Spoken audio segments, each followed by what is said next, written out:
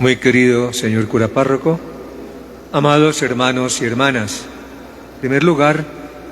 mi cordial saludo a todos ustedes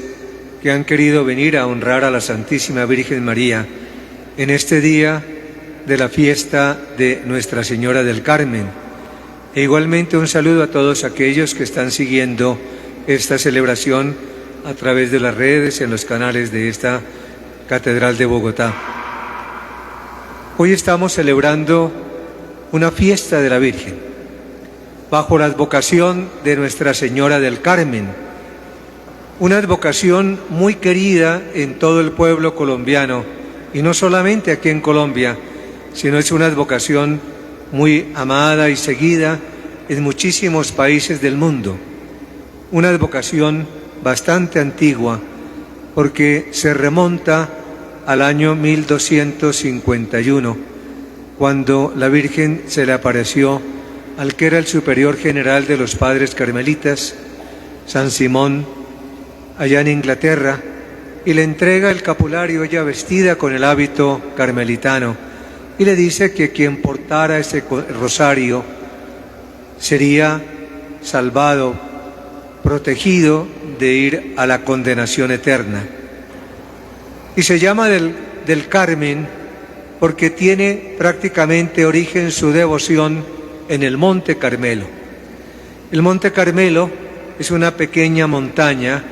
que queda muy cerca de las orillas del mar Mediterráneo, en la región de Galilea, y que ya desde el Antiguo Testamento tenía una larga tradición de que allí en el monte, un monte en donde los profetas Elías y Eliseo se refugiaban para orar y meditar y tratar de escuchar la voluntad del Señor, sentían que era la protección, era el signo de la presencia de Dios que protegía a su pueblo. Y de hecho el profeta Elías, en algún momento en que hubo una gran escasez de alimentos, porque no había lluvia, intercedió en aquella montaña y el Señor finalmente hizo posible que a partir de una pequeña nube que se apareció en el cielo comenzara a llover y volvieran los cultivos a tener esos frutos necesarios para saciar el hambre que tenía toda aquella gente. Y siempre se ha mirado el Monte Carmelo como una expresión de la necesidad que todos tenemos de recurrir a Dios para pedir su protección. Y por eso cuando San Simón recibió aquel regalo de María,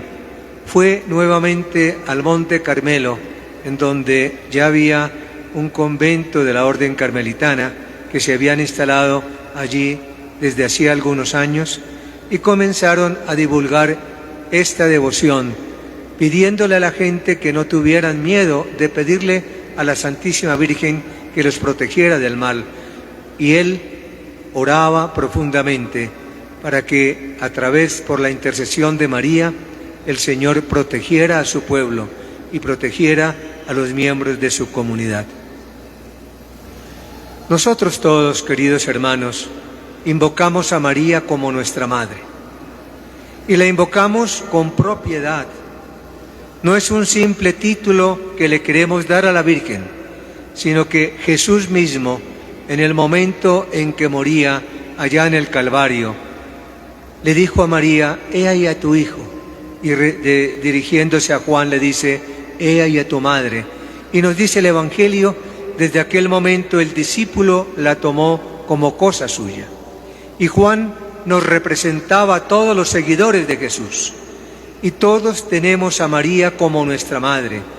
a quien podemos recurrir con confianza para que nos libre del pecado, de la maldad, de las situaciones adversas que podemos nosotros tener, porque ella es la garantía de la presencia del Señor en medio de nosotros. Escuchábamos en la primera lectura que el profeta invitaba al pueblo de Israel diciéndose: «Alégrate, hija de Sión, porque el Señor hará presencia en medio de ti». Una promesa que quizá en aquel momento podría parecer un poco incomprensible, cómo Dios podía poner su presencia en medio del pueblo. Y se hace realidad precisamente porque el Señor eligió a María para que fuera ella como aquella que prestaba su ser con un sí, con su voluntad, para aceptar la voluntad del Señor. Y por eso, ante el anuncio del ángel, que le dice que tendrá un hijo, ella que no había conocido varón, que no había estado con nadie, que estaba simplemente como novia, como prometida ante José, acepta la voluntad del Señor y dice: hágase en mí según tu palabra. Y ese sí hizo realidad, que el Señor se encarnara, que el Hijo de Dios tomara carne, que fuera uno de nosotros y que pudiera permanecer a lo largo de la historia para mostrarnos el camino, porque Él es el camino, la verdad y la vida. Y por eso esa invitación a la alegría es una invitación que nos hace el profeta y que nos hace la Iglesia a todos nosotros. Alegrémonos por María, que a través de ella hemos tenido la posibilidad de que Dios instalara su presencia en medio de nosotros. Él que es un Dios lleno de amor, de misericordia, un Dios que siempre está velando para tendernos la mano en medio de las dificultades, que no importa que seamos pecadores, pero que si volvemos nuestra mirada a Él con confianza, si le pedimos a su Santísima Madre, nuestra Madre, que interceda por nosotros, el Señor, lleno de misericordia, nos saca adelante para que podamos realizar la vocación a la que estamos llamados, vivir en la felicidad eterna en la presencia de Dios. Y justamente cada uno de nosotros tenemos esa llamada a ser la madre y los hermanos de Jesús. El trozo del Evangelio que acabamos de escuchar, que escuchándolo de una manera así a la ligera, nos podría parecer extraño, que Jesús como que hubiera rechazado la presencia de su madre y de sus familiares que venían a buscarlo. Le han dicho: mira que tu madre y tus hermanos te buscan. Y Jesús pregunta: ¿quién es mi madre? ¿Quiénes son mis hermanos? Podría chocar a nuestros sentimientos la respuesta de Jesús, pero es que Él quería darnos una enseñanza todavía mucho más profunda, porque lo importante no era tanto el vínculo carnal que podía Él tener con la Santísima Virgen María, no era que estuviera desconociendo que era el hijo de aquella a quien Dios había elegido para que fuera la Madre de Dios, sino para mostrarnos que todos nosotros podemos imitar a María en lo que es fundamental, porque el hecho de ser madre fue un privilegio único y exclusivo a la Santísima Virgen, pero el que nosotros seamos auténticos discípulos del Señor, a imitación de la perfecta y primera discípula, la Santísima Virgen, es una vocación, porque el Señor dice: mi madre y mis hermanos son aquellos que cumplen la voluntad de Dios y la ponen en práctica. Unas palabras parecidas a aquellas que también nos narra el Evangelio, cuando una mujer del pueblo, queriendo alabar a Jesús, y le dice: bendito los pechos que te amamantaron y el vientre que te llevó. Y Jesús dice: no, bienaventurados más bien aquellos que escuchan la palabra de Dios y la ponen en práctica. Y por eso San Agustín, hablando de este trozo, decía: bienaventurada María, no tanto por ser la Madre de Dios, sino porque ella, antes de ser la Madre de Dios, había abierto su corazón para acoger al Señor. Ella es el modelo de todos nosotros,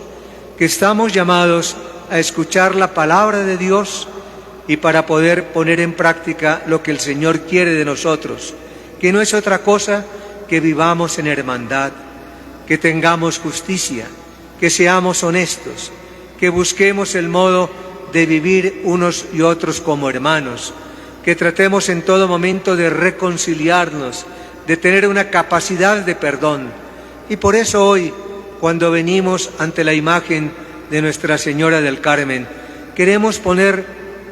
bajo sus pies nuestra patria, nuestra arquidiócesis, y ponerla